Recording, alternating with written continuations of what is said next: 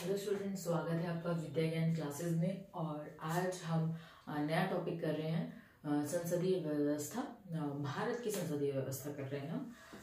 तो हम यहीं से स्टार्ट करेंगे। पेज नंबर आपका है 83 एनसीईआरटी। तो भारत है ना, भारत की संसदीय व्यवस्था। भारत में बिल्कुल सही। भारत में किस तरह की है? भारत में संसदीय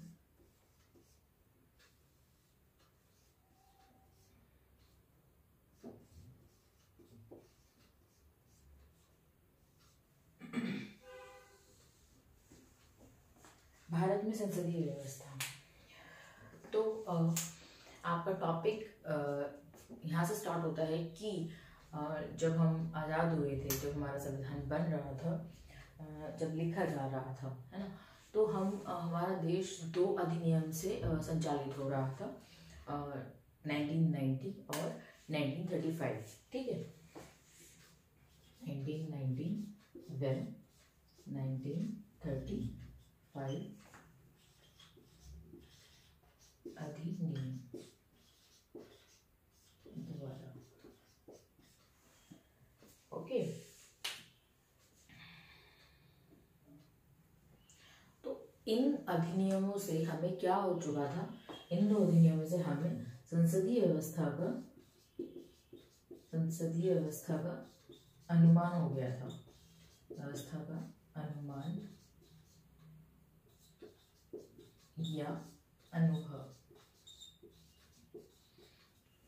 हो गया था। ठीक है। हमारे देश के संविधान को बनने में करीब 2 साल लगे, 11 महीने 18 दिन, बट हम 2 साल एवरेज ले लेते हैं ना। 2 साल लगे, तो 2 साल में कैसे हमारा देश चल रहा था? तो 2 साल में ऐसे चल रहा था कि इन अधिनियम के द्वारा तो इन अधिनियम के जब द्वारा हमारा देश संचालित हो रहा था, तो हमने इसको अनुभव कर लिया था कि संसदीय व्यवस्था हम किस तरह से चल रहे हैं और कैसे काम कर रहे हैं। तो इसीलिए हमने संसदीय व्यवस्था को अपना लिया। ठीक है। सॉरी, दिल्ली में बहुत सर्दी हो रही है। ठीक है, तो उसी का असर। हाँ, तो हम बात करते हैं, ये समझ में आ गया हमें कि कैसे हमने अपने अनुभव से हमने संसदीय व्यवस्था को अपनाया। ठीक है। और क्या कारण था संसदीय व्यवस्था को अपनाने का? एक और कारण था कि एक हम ऐसी व्यवस्था चाहते थे जो जनप्रतिनिधियों के प्रति उत्तरदायी हो। जो जनता के द्वारा चुने गए हैं, वो जो प्रतिनिधि हैं, उनके द्वारा वो क्या हो? उत्तरदायी हो। ऐसी कार्यपालिका चाहते हैं ना हम। तो हमने इसी तरह की कार्यपालिका को इसलिए करा, एक विधायिका के प्रति और एक जनप्रतिनिधियों के प्रति उत्तरदायी कार्यपालिका हो। फर्स्ट ये रीजन था। सेकंड क्या रीजन था? सेकंड रीजन था हमारा कि क्या हो, एक ऐसी कार्यपालिका हो जिसमें व्यक्ति विशेष इतना इम्पोर्टेंट ना हो जाए। ठीक है, व्यक्ति के ऊपर सारी चीज आधारित ना हो जाए। तो इसीलिए ठीक है, जैसे आपकी बुक में लिखा गया है कि क्या ना हो जाए? व्यक्ति पूजा का खतरा ना पैदा हो जाए। बिल्कुल साफ लिखा गया आपकी बुक में, 6-7 लाइन के बाद, व्यक्ति पूजा। तो इसीलिए हमने संसदीय कार्यपालिका को अपनाया। ठीक है। जैसे नेक्स्ट पॉइंट पे दिया गया है कि हमने इसके अलावा हम दूसरी भी तो अपना सकते थे, कोई और भी तो अपना सकते थे, अध्यक्षात्मक भी तो अपना सकते थे। हमने उसे क्यों नहीं अपनाया? हमने उसे इसीलिए नहीं अपनाया ना। 2 रीजन हो गए। एक फर्स्ट रीजन तो यही हो गया कि व्यक्ति पूजन ना हो जाए। सेकंड रीजन वो उत्तरदायी हो जनप्रतिनिधियों के प्रति और विधायिका के प्रति। उत्तरदायी भी हो और क्या हो, उससे नियंत्रित भी हो, है ना। हमने पढ़ा था ना, नियंत्रित कैसे होगी?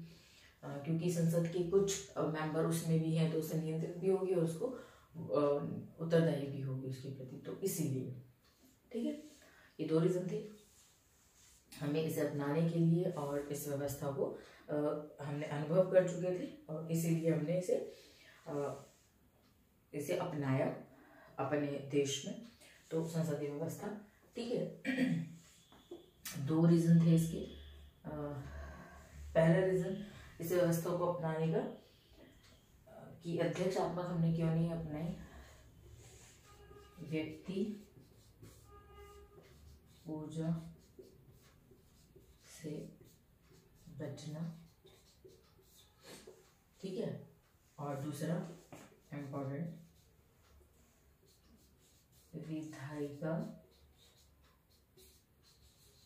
विधायिका और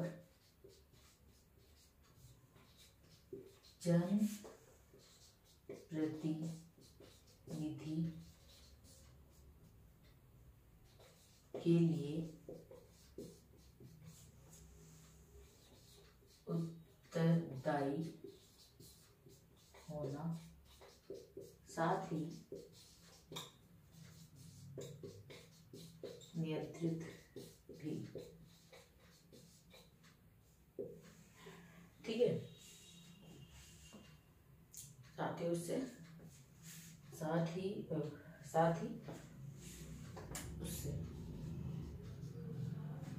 किससे, विधायिका और जनप्रतिनिधियों से नियंत्रित भी होना, उसके प्रति उत्तरदायी भी, उससे नियंत्रित भी होना, इस तरह की कार्यपालिका। हमने परिचय की स्टार्टिंग में हमने पढ़ा था कि सरकार के डायमेंशन जैसे पढ़े थे हमने, तो उसमें विधायिका, कार्यपालिका, न्यायपालिका। तो हमारी व्यवस्था इस तरह की है कि वो कोलैप्स नहीं कर सकती, वो अपनी लिमिट नहीं खो सकती। ये एक दूसरे के पूरक तो है ही, ये एक दूसरे को क्या करते हैं, कंट्रोल भी करते हैं, है ना। तो ये बहुत ही अच्छी चीज़ है कि कोई भी व्यवस्था बिगड़ नहीं सकती, क्योंकि अगर कोई आगे निकलता है तो उसे खींच लेता है कि ये बैलेंस है, इससे लिमिट आप नहीं जा सकते। तो इसीलिए हमारी व्यवस्था इतनी अच्छी है हमारे देश के अकॉर्डिंग। मैं ये नहीं कहूँगी हमारी व्यवस्था बहुत अच्छी है, नहीं, हर एक की व्यवस्था उस देश के अकॉर्डिंग बेस्ट है। तो हमारे देश के अकॉर्डिंग भारतीय देश जो है उसके अकॉर्डिंग संसदीय व्यवस्था बेस्ट है। तो इसीलिए हमने इसको अपनाया और अभी तक अच्छा काम कर रही है ना। तो बहुत अच्छा काम कर रही है। नेक्स्ट जो इसमें आता है क्या है, नेक्स्ट पॉइंट क्या है कि इस व्यवस्था के अंतर्गत क्या होता है, हमने ये देख लिया। इस व्यवस्था के अंतर्गत क्या होगा, संसदीय व्यवस्था की, भारतीय संसदीय व्यवस्था की विशेषता क्या है, एक तरह से, है ना। कैसे हम इसको विशेषता बोलेंगे कि क्या इसकी क्या विशेषता है।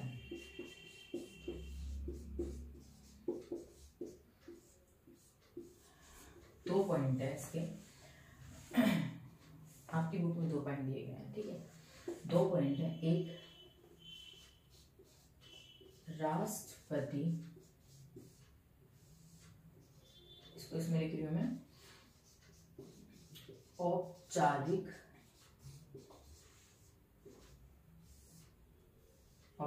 प्रधान होता है।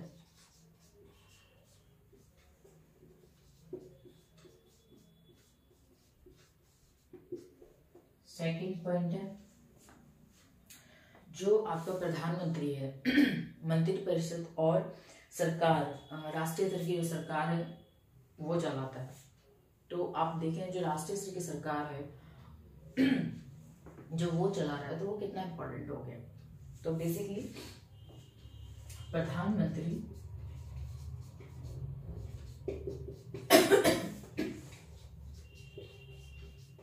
और मंत्री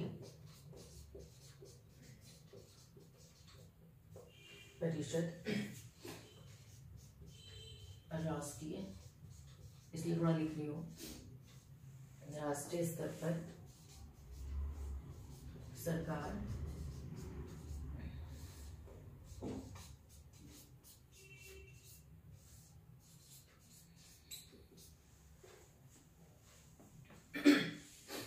चलाते हैं, ठीक है। इसकी 2 विशेषताएं हैं संसदीय व्यवस्था की। पहला, राष्ट्रपति औपचारिक होता है। हमने जो पहले करा था तो उसमें राजा भी था, है ना। तो औपचारिक प्रधान है। दूसरा प्रधानमंत्री मेन होता है, जो राष्ट्रीय स्तर की सरकार चला रहा होता है, ठीक है।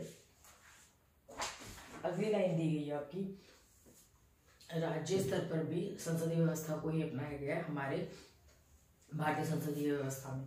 दोनों स्तर पे, संघ के स्तर पर, संघ और केंद्र, ये सेंट्रल एक ही चीज है, संघ के स्तर पर भी और राज्य के स्तर पर भी। मैं बता देती हूँ कैसे।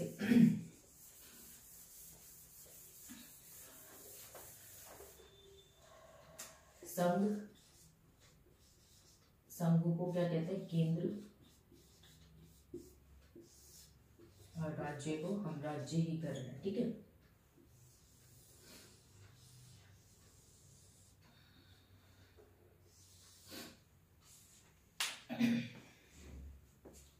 तो दो टाइप की हमारे यहाँ सरकार होती है ना, एक सेंट्रल लेवल पे सरकार होती है, एक राज्य स्तर पे सरकार होती है।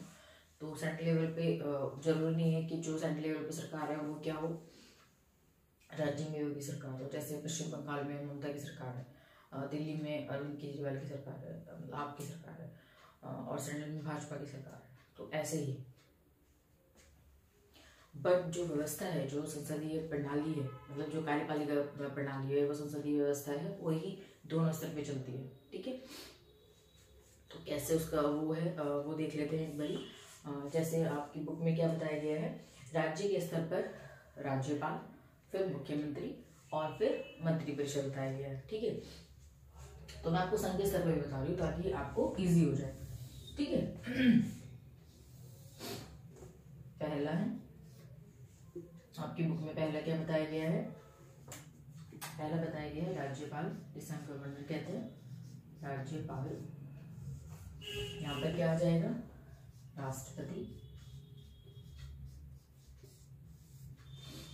अगर जब हम कॉन्स्टिट्यूशन में इनकी शक्तियां पढ़ते हैं और इनका योग्यताएं पढ़ते हैं तो सेम है, बस जो राष्ट्रपति है वो राज्यपाल को लेके आता है मंत्रिपरिषद की सलाह पे, पर ठीक है, और हटा सकता है राष्ट्रपति मंत्रिपरिषद की सलाह पे होगी। मगर देखा जाए राज्य के स्तर पे सेम कार्य जो ये करते हैं वही राष्ट्रपति देश के स्तर पे, सेंट्रल के स्टेट में जो सेंट्रल की सरकार होती है उसके स्तर पर राष्ट्रपति करते हैं, ठीक है। तो ये थर्ड है, सॉरी सेकंड है। यहाँ पे आपका दिया गया है सेकंड, मुख्यमंत्री।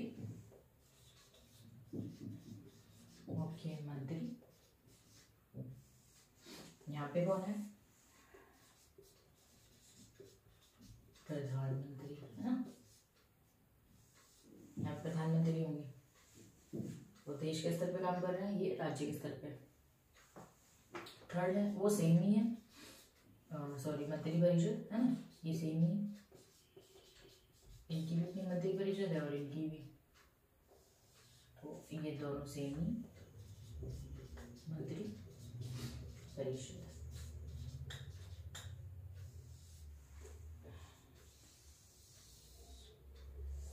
ये बहुत इम्पोर्टेंट है, जो इस टॉपिक का सबसे इम्पोर्टेंट चीज़ है यही है, नहीं पूरा ही इम्पोर्टेंट है।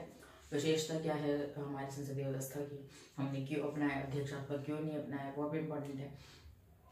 हम 1919 से और 1935 दोनों अधिनियम के द्वारा हम कैसे एक्सपीरियंस करके हमने फिर उसी को फॉलो किया, तो इम्पोर्टेंट तो सारा ही है, बट ये थोड़ा सा याद हो जाना चाहिए आपको, बहुत ईजी भी है, ठीक है। दोनों स्तर पे हमने राज्य के स्तर पे भी और संघ के स्तर पर भी हमने संसदीय व्यवस्था को अपनाया है, संसदीय कार्यपालिका के स्तर को अपनाया है, ठीक है। नेक्स्ट टॉपिक, तो अगली वीडियो में मिलेंगे हम राष्ट्रपति के साथ, जो आपके पेज नंबर 83 पे है ना, तो उस पर मिलेंगे। तब तक के लिए टेक केयर, गुड बाय, और खुश रहिए, हंसते रहिए, ठीक है, बाय बाय।